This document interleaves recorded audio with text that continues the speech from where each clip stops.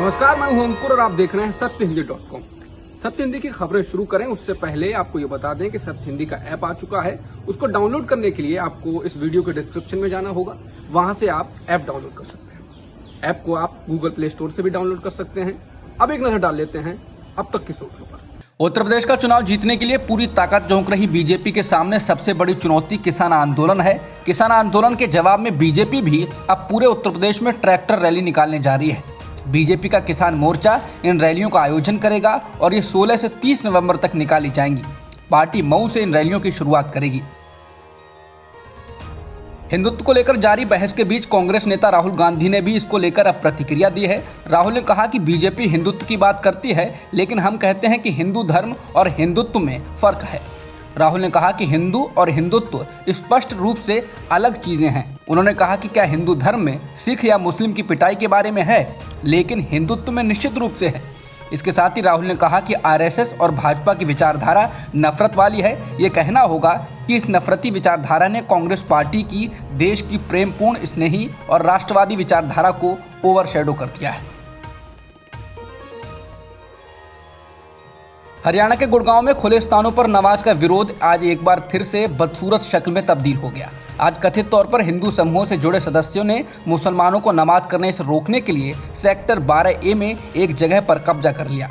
उन लोगों ने नमाज वाली जगह पर वॉलीबॉल कोर्ट बनाने का दावा किया। मैदान पर कब्जा करने वालों में से एक वीर यादव ने कहा कि हम यहाँ चुपचाप बैठे हैं, लेकिन नमाज की अनुमति नहीं देंगे।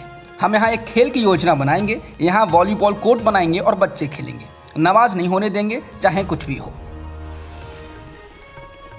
पूर्व केंद्रीय मंत्री और कांग्रेस के वरिष्ठ नेता सलमान खुर्शीद की विवादों में घिरी किताब sunrise over Ayodhya nationhood in our Times Madhya Pradesh में बैन की जाएगी। राज्य के गृह मंत्री नरोत्तम मिश्रा ने शुक्रवार को यह ऐलान किया। वे मध्य प्रदेश सरकार के प्रवक्ता भी हैं।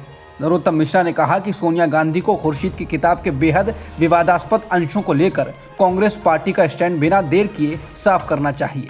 उन्होंने कहा कि खुर्शीद की किताब बेहद निंदनीय है। हिंदुत्व को खंडित करने और हिंदुओं को जाति में बांटने का कोई भी अवसर ये लोग नहीं छोड़ते हैं। देश को टुकड़े टुकड़े करने वाले विचारों को आगे बढ़ाते हैं।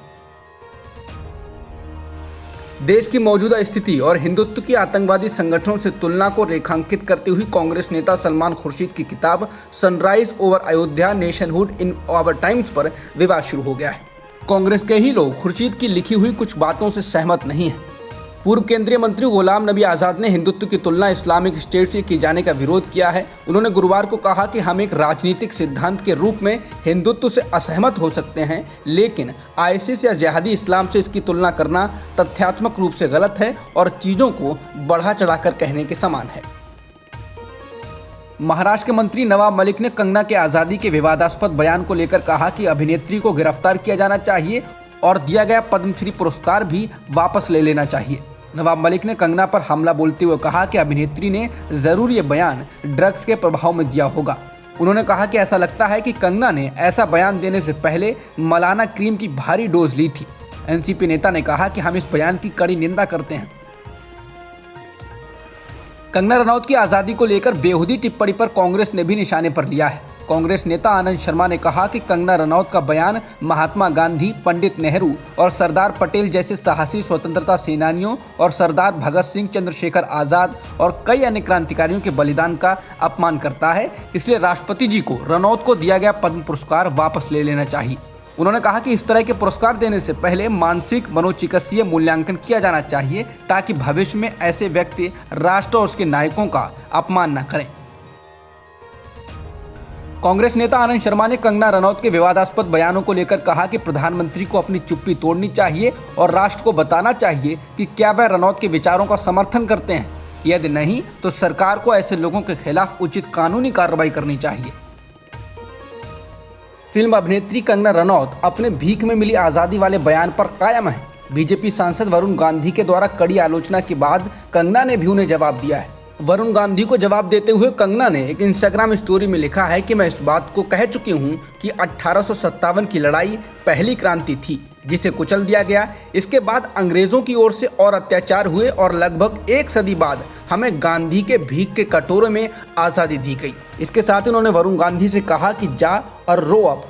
बता दें, कंगना ने एक टीवी न्यूज़ चैनल के कार्यक्रम में कहा था कि असली आज़ादी हमें 2014 में मिली।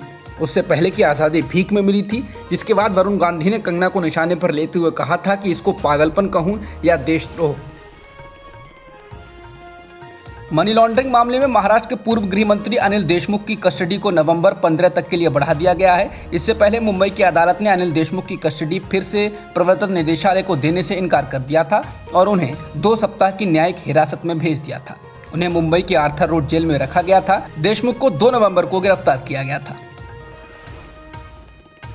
अरुणाचल प्रदेश में चीन द्वारा गांव बसाए जाने की रिपोर्ट पर भारत के chief of defence staff general Bipin Rawat ने विदेश मंत्रालय से अलग बयान दिया है। सीडीएस बिपिन रावत ने किसी भी प्रकार के गांव बसाए जाने की बात को खारिज कर दिया। वहीं गुरुवार को अपनी साप्ताहिक ब्रीफिंग के दौरान जब विदेश मंत्रालय के प्रवक्ता अरिंदम बागची से उस अमेरिकी रिपोर्ट के बारे में पूछा गया जिसमें कहा गया है कि चीन ने अरुणाचल प्रदेश में 100 घर बसा लिए हैं, इस पर उन्होंने कहा था कि जैसा कि हमने तब कहा था, चीन ने सीमावर्ती इलाकों में निर्माण गतिविधियों को शुरू किया है। इसमें दशकों से किया गया अवैध कब्जा भी शामिल है। बागची ने कहा कि लेकिन भारत ने ना तो हमारे क्षेत्र पर इस तरह के अवैध कब्जे को स्वीकार किया है और ना ही चीन के अनुचित दावों को स्वीकार किया है। कांग्रेस के पूर्व अध्यक्ष राहुल गांधी ने अब चीन को लेकर पीएम मोदी को निशाने पर लिया है। राहुल ने उस खबर को ट्वीट किया है जिसमें कहा गया है कि अरुणाचल प्रदेश में गांव बसाने के मुद्दे पर सीडीएस बिपिन रावत और विदेश मंत्रालय के मतों में अंतर है।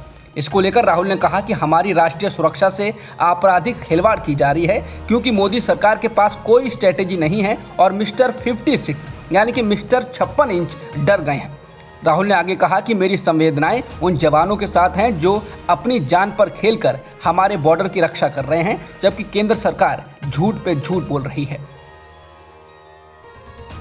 सोनीपत की पहलवान निशा और उसके भाई सूरज की हत्या के मामले में आरोपी पवन और उसके सहयोगी को गिरफ्तार कर लिया गया है। बता दें, बुधवार को हरियाणा के सोनीपत के गांव खरकौंदा में पहलवान निशा और उसके भाई की गोली मारकर हत्या कर दी गई थी।